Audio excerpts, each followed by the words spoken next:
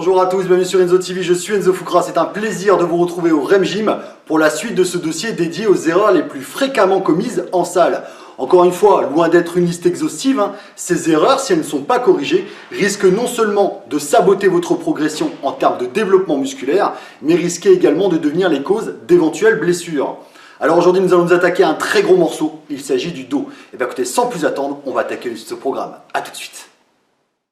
Première erreur et sans conteste une des plus commises, notamment lors des tractions et des tirages verticaux, ne pas initier correctement le mouvement. En effet, un bon nombre de pratiquants ont tendance à démarrer, voire même à exécuter majoritairement ces mouvements avec la force des bras, ce qui entraîne un mauvais ressenti et un mauvais recrutement dorsal.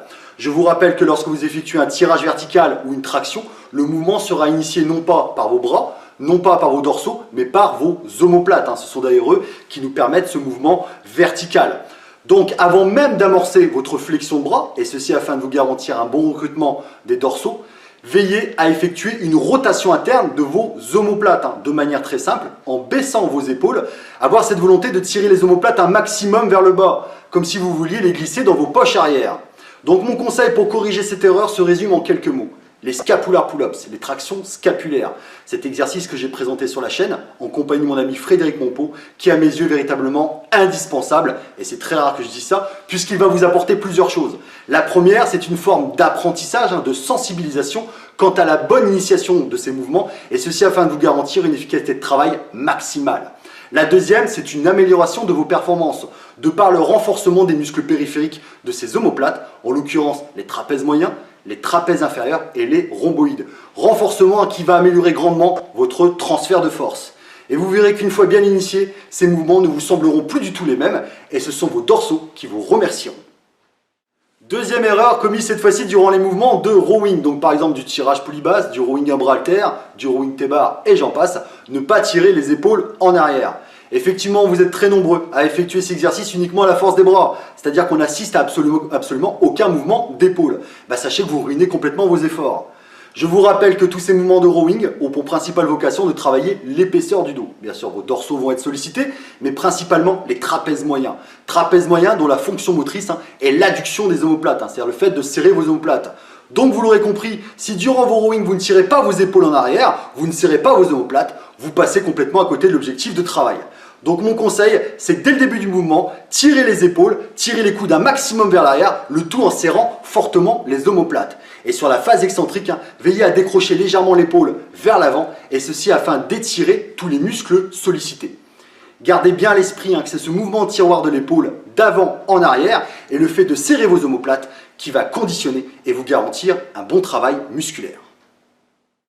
Troisième erreur commise cette fois-ci lors d'un exercice bien spécifique, en l'occurrence le tirage poulie haute prise neutre. Tirez la poignée vers la partie supérieure de vos pectoraux. Alors pourquoi est-ce une erreur? Tout simplement parce que l'exécuter de cette manière va réduire de manière drastique votre amplitude de travail, ce qui aura un impact négatif quant au bon recrutement de vos dorsaux. Veillez plutôt à tirer cette poignée vers la partie inférieure de vos pectoraux, ce qui va vous permettre de tirer cette fois-ci les coudes un maximum vers le bas et vers l'arrière afin de vous garantir une bonne sollicitation dorsale et plus particulièrement les fibres inférieures de vos dorsaux. Quatrième erreur, effectuer ces tractions ou ces tirages verticaux en adoptant la prise la plus large possible pour avoir le dos le plus large possible. Alors idée reçue qui a la vie dure, mais qui est complètement fausse. Je vous rappelle qu'adopter la prise la plus large possible n'aura absolument aucune incidence quant à un meilleur recrutement de vos dorsaux. Par contre, cette prise va vous apporter son lot d'inconvénients. Premier inconvénient, c'est qu'elle va réduire considérablement votre amplitude de travail, en diminuant votre capacité de flexion et d'extension des coudes. Deuxième inconvénient, c'est qu'elle va placer vos épaules dans une position d'adduction, ce qui risque lors de la phase de tirage d'occasionner des gênes, voire des douleurs au niveau des épaules. Donc mon conseil, adopter une prise standard, c'est-à-dire légèrement supérieure à la largeur d'épaule, cela suffira amplement pour un bon travail musculaire.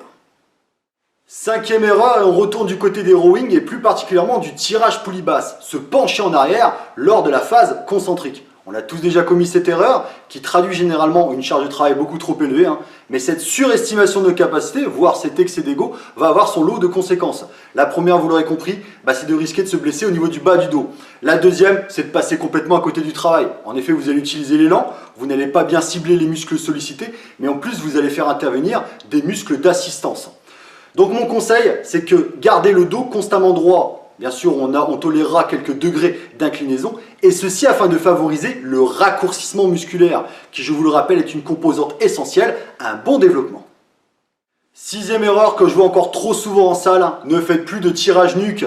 Je sais que certains coachs préconisent cet exercice sous prétexte qu'il favorise un meilleur recrutement des dorsaux. Sachez qu'il n'en est rien. Et d'ailleurs, le tirage nuque va avoir son lot d'inconvénients. Alors pourquoi favoriser le tirage poitrine plutôt que le tirage nuque? Pour plusieurs raisons. Première raison, c'est que contrairement aux idées reçues et selon les études, le tirage poitrine va favoriser une meilleure activation des dorsaux. Deuxième raison, elle est articulaire. Le tirage nuque va être très stressant pour l'articulation de vos épaules. Et ceci étant dû au placement de ces dernières en adduction qui, lors de la phase de tirage, risque d'engendrer des pincements au niveau de la coiffe des rotateurs qui va mener à moyen long terme à de sérieuses blessures. Troisième raison, c'est que le tirage poitrine va vous offrir une plus grande amplitude de travail, contrairement au tirage nuque où on va vous demander généralement de tirer la barre au niveau des oreilles. Et enfin, cerise sur le gâteau, vous allez pouvoir manipuler beaucoup plus de charge lors du tirage poitrine. Donc en conclusion, que ce soit d'un point de vue musculaire ou pour préserver la santé de vos épaules, vous n'avez absolument aucun intérêt à troquer le tirage poitrine par du tirage nuque. Septième erreur concernant cette fois-ci les mouvements de rowing en unilatéral, donc par exemple du rowing à bras haltères ou du tirage poulie basse. Effectuer des rotations de buste. Alors je sais que beaucoup de pratiquants effectuent ces dites rotations dans le but d'aller chercher davantage d'étirements sur la phase excentrique ou d'accentuer la contraction musculaire sur la phase concentrique. Et bien sachez qu'à vouloir bien faire, vous vous tirez une balle dans le pied. Et ceci pour deux raisons. La première, c'est qu'au final, votre qualité de travail sera moindre, puisque non seulement vous allez faire appel à des muscles d'assistance, mais en plus le fait de ne pas conserver le dos droit va défavoriser ce fameux raccourcissement musculaire. Deuxième raison, elle est d'ordre articulaire. Sur la phase excentrique, le fait de décrocher l'épaule au maximum va imposer un très gros stress au niveau de l'articulation de cette dernière. Et la colonne, parlons-en. S'il y a bien une chose que la colonne vertébrale déteste, surtout lorsqu'on a des charges à bout de bras, c'est les mouvements de torsion. Ces mouvements de torsion qui peuvent à moyen long terme engendrer des blessures graves. Donc mon conseil, pour un rowing à bras haltères, gardez le buste constamment parallèle au sol. Et pour le tirage poulie basse, le buste et le dos doivent rester constamment droits. Huitième erreur, ne vous penchez pas trop en arrière durant vos tirages verticaux. Et ce pour une principale raison, c'est que vous allez tout simplement dénaturer l'exercice. D'un tirage vertical qui doit recruter vos dorsaux, vous allez le transformer en rowing et solliciter principalement vos trapèzes moyens. Donc mon conseil, gardez la poitrine bien sortie, le dos bien droit, le cas échéant légèrement incliné. Et au passage, une erreur bonus.